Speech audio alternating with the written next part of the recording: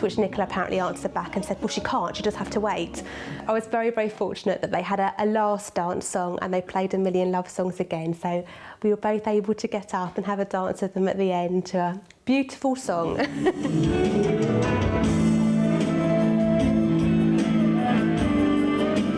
As we were finishing up our dinner, I happened to glance round and notice this most beautiful chocolate cake standing by the wayside.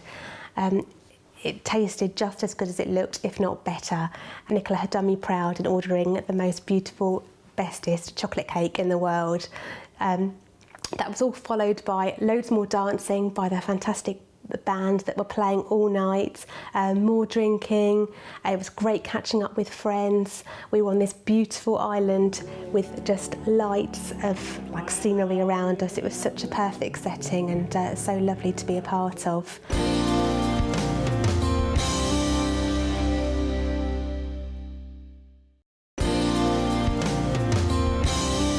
The end of the night came around far too quickly after such a perfect day. I remember taking care of one particular individual.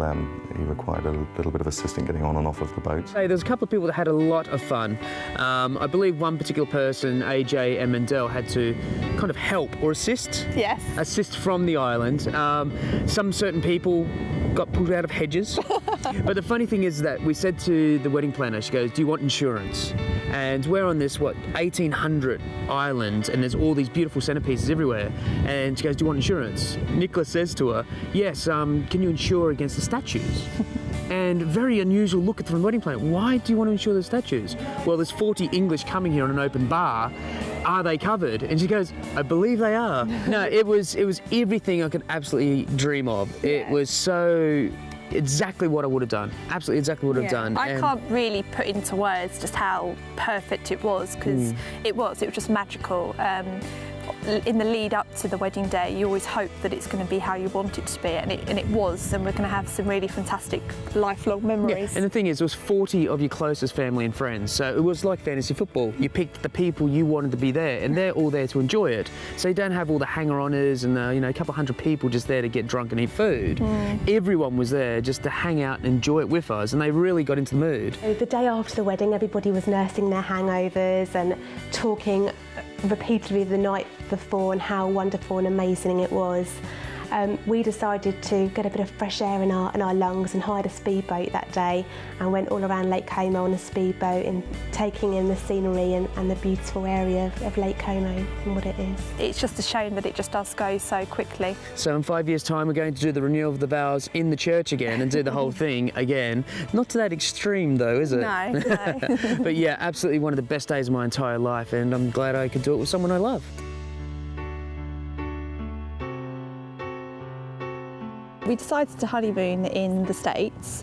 We talked about a lot of different places, should we do the traditional Maldives, Mauritius, but neither of us are really beach people. After a couple of days of sitting on the beach, we get quite anxious what's there to do. So we thought there's no point spending all that money going to somewhere lovely like the Maldives, but we wouldn't really get to appreciate it. So I've always wanted to travel more of America. I'd only been to New York, and I said, I'd really love to do California, Vegas, and you've been before, so I've Craig... been before, so it was a road trip. That's all I was going to do. And plus we wanted to just relax and take it easy. So we hired the car, flew into LA, drove out to Vegas, up to San Francisco, then back down, and that took 3 weeks. Yeah, I did Grand Canyon, San Francisco, Santa Monica. It was fantastic because, we did pack a lot into 2 weeks, but, we've come home with so many funny memories and stories, and we've seen a lot. And it wasn't exhausting. People have said to us, doing a road trip and doing all those places for 2 weeks, wasn't it tiring? But not really, because we alternated the places that we went to. So some places were action-packed, like Vegas, but then the next place, be more relaxing, like Santa Monica. And plus with the lifestyle that we lead, it's always busy, busy, talk. So it was nice to just have serenity in a car it's really fun. And actually just not talk to each other for a while. On the honeymoon, we did a lot of basically the sightseeing. Went to LA, did the sightseeing, did Disneyland. There's some things you just have to do. So we did that. We had a car, so we could just do our own thing. So there were certain things in each of the places that we wanted to see or do, whether it was galleries or museums. So we did that, but it was our honeymoon, so we did spend a lot of time just relaxing and, you know, going over the wedding and talking about the wedding. Yeah. Got to eat a lot of nice restaurants, meet a lot of nice people, enjoy lots of cocktails. Well, that's the thing, because I told Nicola about it, America. It's great fun. It's, you know, the service out there is second to none. And to actually go and be served and have a beautiful dinner. I had to pry you away from Vegas. There's some beautiful restaurants out there. But driving through the States and absorbing all the culture about it as well. I mean, your eyes were so open going on the tours throughout LA. Yeah. And I think you saw a different side of the world. Yeah. And it was absolutely, it was a really good relaxation, and it was unfortunately having to come back to work. And the Grand Canyon was fantastic. Yeah. We did a tour of Grand Canyon, did off-road trekking so we could see, you know, right through the canyon, and we did tours there, and that was really, really interesting. Some of the pictures that we've got now is just, you know, it's just absolutely amazing, showing family and friends. They can't believe that, you know, we've actually seen that.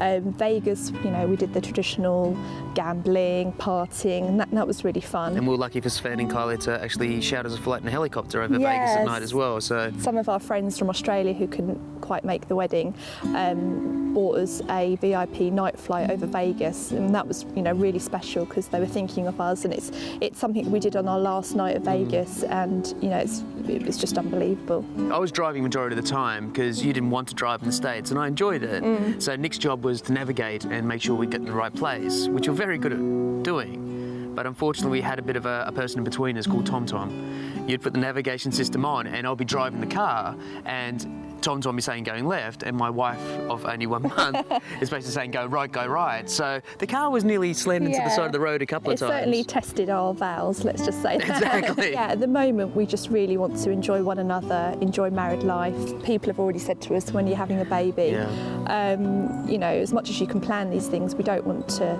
think about that just yet. I think the good thing is that we've got support from your parents as well. Like, they're not pushing and saying have babies, and we want to expand business. Yeah, we're still quite young, so I really want to focus on expanding the agency, pushing that into international level.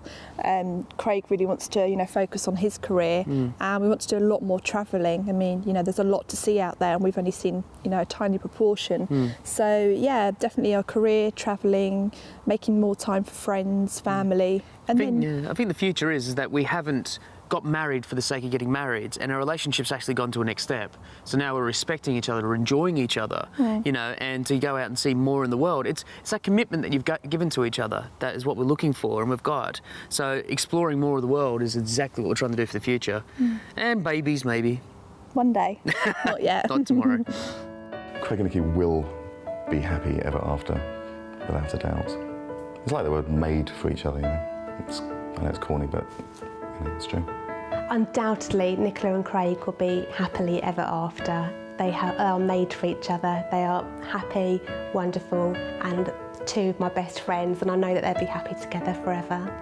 I hope we are. I know we will be. I mean, we respect each other a lot, and that's the way it's always going to be. And I love Nick to bits, and hopefully you love me to bits as well. I do. And that's a great foundation to succeeding in anything in life. Yeah, Craig's definitely my soul partner. Absolutely. You know, every morning I wake up, and I know it sounds really corny, but I'm really grateful that he's there. Really happy that, you know, we found one another, and yeah, it's going to be a long, happy marriage. Exactly.